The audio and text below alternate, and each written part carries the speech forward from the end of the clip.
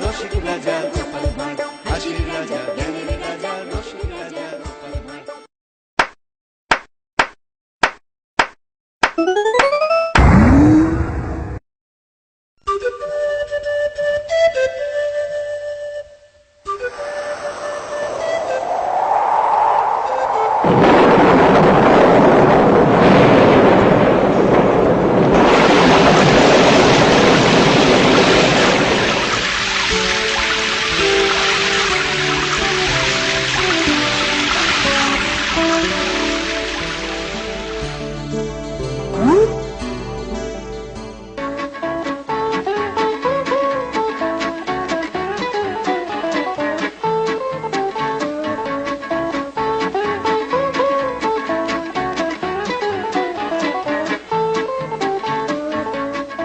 খবর মন্ত্রী মশাই, ইলিশ কিনে ফিরতেছেন? ভালো ভালো। তার দাম কত দিলেন? পয়সায় 10টা। ওহো, একদম টাকাই দিছে। আমি কাল পয়সায় 12টা আনলাম আর আপনি কিনা 10টা। আরে নাহি না, এ হলো খাঁটি পদ্মার ইলিশ। এর চেকনাই দেখেছেন? এর স্বাদই আলাদা। আচ্ছা তাই বুঝি? বেশ বেশ, তাইলে বৌমারে কইবেন আমার লাগে একটু রাইন্দা দিতে, পরে এই কাজের লোক দিয়া আমার বাড়ি পাঠাইয়া দিলেই হইব। একটু সাইখা দেখুন। হ্যাঁ, দিমু না কেন? দিমু, ইলিশের আঁশ দিমু। আমার পয়সা দিয়ে কিনা ইলিশ ছাঁটাবি। কিছু কইলেন নাকি মন্ত্রী মশাই? দিমু, ইলিশ পাঠাইয়া দিমু। বেশ বেশ। যাই, তাড়াতাড়ি বাড়ি যাই। বাড়িতে গিয়ে বলতে হবে সর্ষে বাটা দিয়ে ইলিশ রাখতে। মন্ত্রী মশাই, ও মন্ত্রী মশাই,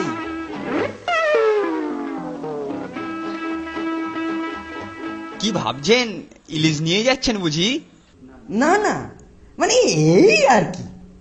কেন বলুন তো? বলছি কত দিলেন? বেশ সস্তা না? হ্যাঁ, মানে একদম জলের দাম। তাহলে কবে হচ্ছে ইলিশ ভোজ? আমার শ্রাদ্ধে। বেশ বেশ, কাল প্রাতে আমি হাজির হয়ে যাব। আজ তাহলে বিদায় দিন, কাল দেখা হবে। আসুন।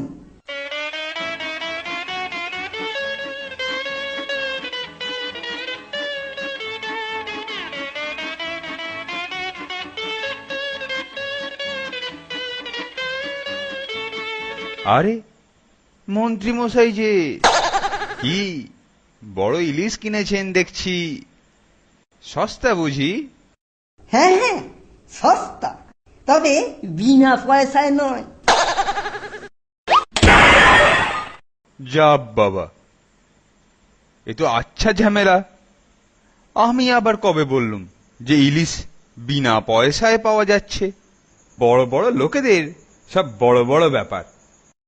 উফ, পাঁচলুম, আর কাউকে উত্তর দিতে হবে না। দেখি দেখি, কি সুন্দর ইলিশ গো! কত নিল গো? নিশ্চয়ই খুব সস্তায় পেয়েছো। উফ, সস্তায় মেরে ফেললে।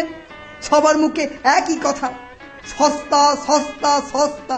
সস্তা নিকুচি করেছে। মহারাজ, আজ জালে যে ইলিশগুলো ধরা পড়েছে, অত বড় ইলিশ জীবনে দেখিনি। মহারাজ, সত্যি বলছি। থামুন তো, আপনি মহামন্ত্রী না মাছের কারবারি?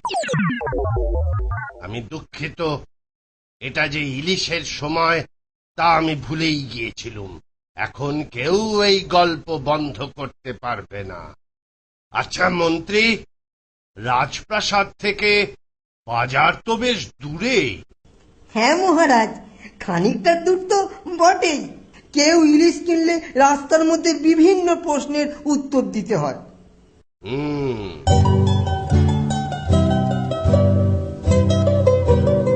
আচ্ছা গোপাল,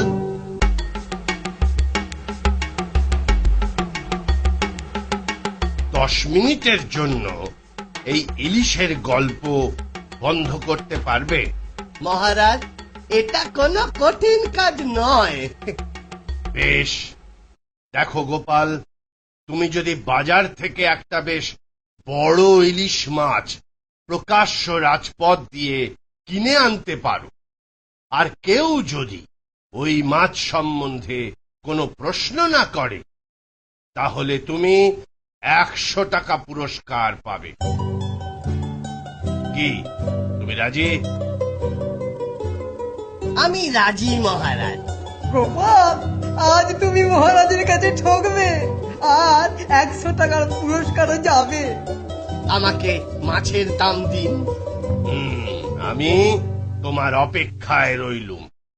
আমি এই গেলুম আর এই এলুম।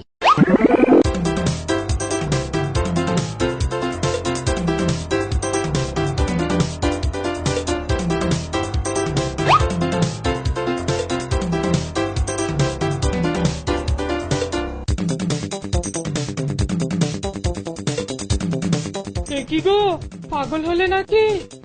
এইসব ছাইভুষো মাখছো কেন? সাজছি গো, সাজছি। মাছ কিনতে যাব তো, তাই সাজছি। ওগো, তুমি কি পাগল হলে নাকি? না গো না, যখন 100 টাকা হাতে দেব, তখন বুঝবে এ সাজের মহিমা।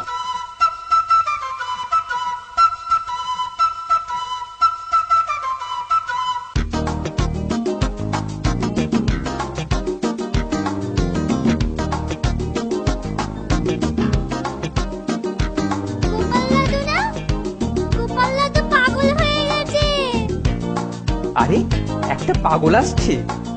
এ তো মনে হচ্ছে গোপাল ভাঁড়। এইভাবে রাজপ্রাসাদে ঢোকা যাবে না। মহারাজের আদেশ আছে। আটকাও লোকটাকে।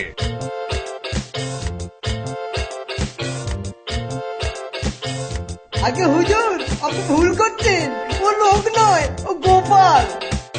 রাজসভায় এভাবে কেন? মহারাজ বোধহয় ভুলে গেছেন। ভুলে গেছি? কি ব্যাপার বলো তো? মহারাজ, ইলিশ এনেছি মহারাজ। রাস্তায় কেউ কোনো ইলিশ সম্পর্কে প্রশ্ন করেছে কিনা লোকজনকে জিজ্ঞেস করুন। এখন আমার পুরস্কার 100 টাকা। সবর করো, আমি খোঁজ খবর নিই।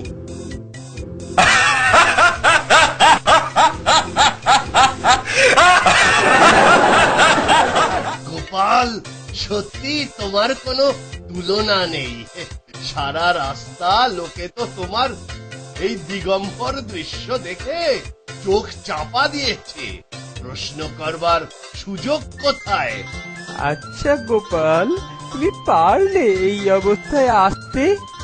বলুন সভাসদেরা, টাকা আগে না লজ্জা আগে? এই নাও তোমার পুরস্কার, 100 টাকা আর মাছটা।